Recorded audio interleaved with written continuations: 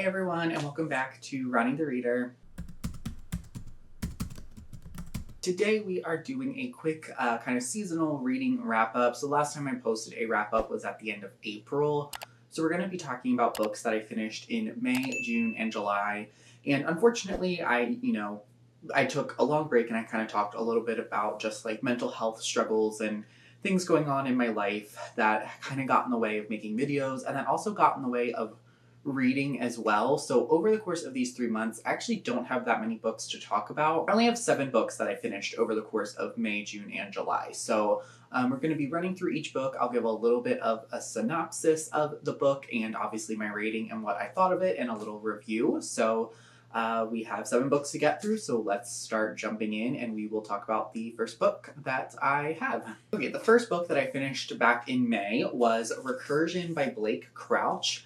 I originally was reading this book to do a video about kind of backlist sci-fi books that I was interested in reading and getting to, but things, like I said, got in the way. I've talked about that a couple of times now in the last couple of videos that I've been posting in the month of July. But Recursion itself is a book that I had on my TBR for a couple of years. This is a Book of the Month book from June of 2019, and I think that I got it in June of 2019 when I selected it as a Book of the Month pick. And the book itself is basically told in kind of 2 main point of views. One is from our character named Helena, and then the other is from a character named Barry. Both of them live primarily in New York City. The main plot of the book is essentially surrounding this new phenomenon that is popping up that I think they call false memory syndrome. Yeah, essentially where people are suddenly waking up remembering what seems like past lives or lives that they lived that didn't actually happening, and it's causing a lot of grief to these people, and a lot of the people ultimately are choosing to end their lives because of this. So the book is kind of following Barry and Helena and how it pertains to them and how they're involved in this false memory syndrome plot. And ultimately, I gave this book 5 stars. I absolutely loved it. It was gripping, fast-paced, really interesting. I really liked Helena and Barry as characters. I found them really rootable. I thought they made really logical decisions throughout the book, and there was never a point in this particular book where I was questioning why a character was doing something. It's dealing with some pretty complex topics, but it's definitely not confusing. It's very readable, very enjoyable. It's also pretty quick. I think it's only about 320 or so pages. So you really can fly through it, but a lot happens and it's just really good. I'm really happy that I read this. 5 stars, definitely one of my favorites of the year. Probably my second favorite book that I've read of the year so far. I don't know why I waited so long to read this. I read Dark Matter by Blake Crouch years and years ago, probably in 2017 or 2018, and really loved that as well. So yeah, I think that Blake Crouch has some other books. I know he has a whole series of books that were published before Dark Matter or Recursion, I think called The Pines. So maybe interested in checking those out, but definitely want to kind of be on the lookout for Blake Crouch, more of their releases, and definitely continue to read those as they come out, because clearly I like him as an author and I think that he is pretty good. Alright, the next book, and it's another book that I finished in May actually, was The New Couple in 5B by Lisa Unger. This is a mystery thriller that was released this particular year, and it is essentially following a couple who inherits a really nice, like, kind of luxury apartment in an old kind of building. And they move in, and then kind of weird things start to happen. There's kind of weird mysteries going on. I ended up giving this book about 3.5 to 4 stars. I ultimately rated it 4 stars on Goodreads. And mostly while I was reading the book, I was listening to it as an audiobook, and I kept kind of thinking, one, that there was a lot of characters. Like, I'm normally someone who doesn't need a character map and can remember characters' names and kind of descriptions and who is who in a story. But for whatever reason, I just kind of found myself being confused or not sure who each character was in this particular book. I also found myself getting a little bit frustrated with our main character, who is married to a man who just seems to have a lot of secrets from her. And it was just really frustrating being in her head and seeing her kind of make the decisions that she was making. Really, the mysteries that were involved in this, there was about 3 kind of main mystery plots that we were dealing with. Kind of our main plot of like what's going on with this apartment building. There also is a plot revolving around a character set in I think it was the 50s or the 60s, who was married to a famous writer. She herself was like an actress or like dancer off Broadway. And that was really engaging and really interesting. And I was actually much more invested in that particular plotline of the story. And then there's a kind of third mystery of mysterious like deaths and things going on around people and whatnot. And ultimately, I thought that 2 of those plot lines turned out well and decent. One of them I thought was a little obvious ultimately and just wasn't as engaging, I think, as it could have been. And then the ultimate very, very end I thought was good. It was satisfying, but the story is not something that's going to necessarily stick out to me for a long time moving forward. I would definitely read other Lisa Unger books. I think she can put together a well-crafted mystery, so I'm interested to check out, you know, some of her other works for sure. But part of me is a little worried that maybe her characters need a little bit of work, and that they don't make maybe the best decisions. But definitely let me know if any of you watching have read other Lisa Unger books or you have favorites. Definitely point them out to me. Like I said, this was the first one that I read, and it really, like, I hate to say this, but it really felt kind of like a ripoff of The Paris Apartment by Lucy Foley, which I actually liked this book more than The Paris Apartment. I wasn't a huge fan of that one, so I actually enjoyed this one more, but same vibes. And both of those, if I'm being honest, feel very much inspired by Lock Every Door by Riley Sager, which I think is the far superior way to tell this type of story.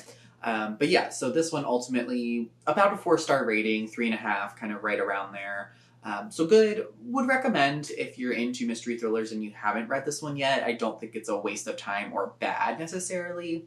Probably not anyone's new favorite 5 stars, but the book does have 5-star ratings. So, you know, definitely check it out on Goodreads and see what you like in mystery thrillers, and maybe you would like this one. All right, the next book that we have to talk about is another one that I finished in June, but actually have a whole vlog for, so I'm not going to be spending a whole lot of time talking about it, and that is The Middle of the Night by, or excuse me, I keep saying The Middle of the Night. The title of the book is Middle of the Night by Riley Sager. So this is Riley Sager's release that came out just a little bit ago in the month of June. It is following a young boy who goes missing. Well, it's following the adult character who, when he was a child, his neighbor and best friend went missing from his backyard in a tent as they were as they were sleeping, doing like a sleepover kind of thing situation in the backyard. Ultimately, this book was fine. It was not my new favorite Riley Sager that got released. It was a 4-star, so definitely good, definitely, you know, entertaining, enjoyable, and that was my favorite thing about this book, is that it was just fast-paced and entertaining, but I never was engaged or invested wholeheartedly in the mystery, and it just didn't grip me as some of other Riley Sager's works have in the past. So ultimately, 4 stars. I have a whole vlog video on it. Feel free to go watch that, because it goes into a little bit more depths on how I'm feeling about the book as a whole, and also has a bit of a spoiler section as far as vlog clips. So if you want to kind of get more into my thoughts of the book through each part, then feel free to go ahead and watch that, and I will leave it linked either below, above, somewhere at the end of the video, so that way you can find that video. So then the next book that I finished was another mystery thriller, and that is Just the Nicest Couple by Mary Kubica. This was released, I think, last year in 2023. And I gave this book ultimately 4 stars as well. The book is following a central mystery of a man named Jake who goes missing. You are in 2 kind of points of view throughout the story. You are one following Jake's wife, Nina, and then you also are in another person's point of view. His name is Christian, and he is married to Lily, who works with Nina. You're following Christian and Nina's point of views and how they kind of divulge, because they are all involved in some sort of way, obviously, in Jake's disappearance, and that is what you are working your way to finding out throughout the book is, you know, how did Jake disappear? What's going on with that? And then kind of what does that mean as far as ramifications for everyone involved. I will say, I gave this book 4 stars, but some of my major like faults with it is I don't think it needed to be multi-POV. There were some chapters from both Nina and Christian, I have to say, that I did not find necessarily super important to the overall plot. I'm not going to say who, but I think one of their chapters or points of views, I don't think necessarily need to be included at all. I don't think that it added much overall to the central narrative.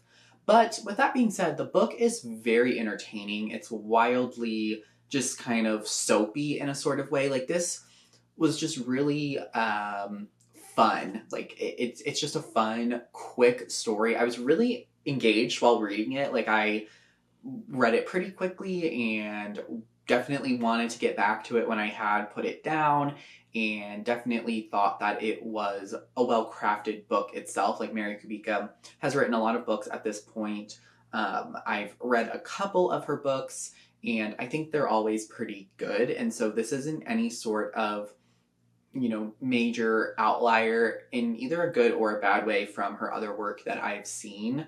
And, you know, no one has to convince you to read this book if you don't want to. Like, you know, that's not my job necessarily. Like, if you're gonna read this, then you're gonna read it. But I thought it was fun. If you do decide to read it, if you're kind of on the bubble, if you've read some other Mary Kubicas and you're not sure, I thought it was fun. I thought it was enjoyable. It definitely gave me what I was looking for out of a mystery thriller, so I was happy to have gotten to it. Okay, so the next book I started in June, but then ultimately finished at the beginning of July, and that is The Woman in the Library by Sulari Gintel.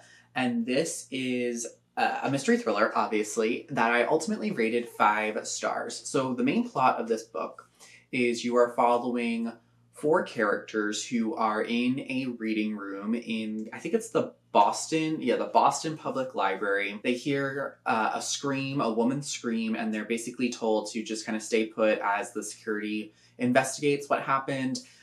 That investigation kind of turns up nothing, so then everyone kind of parts ways and leaves for the day. And then later on, there is a body of a young woman found. That in of itself, I think, is an interesting plot. But this book also does something that's pretty cool, and it might be a slight spoiler, so feel free to skip ahead about 10 seconds as I explain it. But ultimately, this book, the main plot of the book is actually being written by an author in the book. In between each chapter, you're getting points of view of a character giving their critique or thoughts on the book that's being crafted by the fictional author in this book. That aspect of the story was so engaging to me, and ultimately why I gave this book 5 stars, because that plot was so well done. It was really creepy. It was really entertaining. You're getting through the chapters of kind of the main plot, and then in between each of those chapters, you're kind of getting a little bit something extra. And the actual plot of the woman who died in the library is really well done as well. Also very engaging. Really kind of kept me guessing. I wasn't quite sure kind of what to do. The characters itself in the book are definitely a little over the top, a little melodramatic, but that's very intentional on the part of the author and kind of part of the book. And so, yeah, this is one of my favorites of the year. It really gave me very similar vibes to They Never Learn by Lane Fargo, which I read earlier this year, which I also really loved. As well as For Their Own Good by Samantha Downing. I feel like they all 3 kind of fit into that like dark academia type mystery thrillers that are just a really specific vibe, but ultimately tend to really work because it's not super focused necessarily on like trying to pull off an engaging or clever mystery. It just naturally is, and I think that's part of that is because it gives you a lot of information up front, and that's something that I'm realizing in myself in mystery thrillers. I've been reading mystery thrillers for years and years and years at this point, and you know, I kind of have specific tropes or things that I really like, but something that's become a little bit more clear to me after I finished this particular book was that I enjoy mystery thrillers that give you a very vital piece of information up front. So it kind of reads with a lot of almost dramatic irony sometimes because you're in on something that some of the other characters aren't, but there still are other parts of the book that are mysterious, that are still engaging, that you're still actively working towards trying to like solve something, although not every one of these particular books or this particular thing has like something that you're trying to solve necessarily. So yeah, I highly recommend this. Definitely could not put it down and thought it was really good, and definitely is going to be topping my kind of top books at the end of the year list. All right, the sixth book that I finished over this kind of summer months, and the second book that I finished in the month of July specifically itself, was Daughter of Mine by Megan Miranda. This was Megan Miranda's kind of newest release for this particular year. She just came out a couple of weeks ago. I gave this book 4 stars.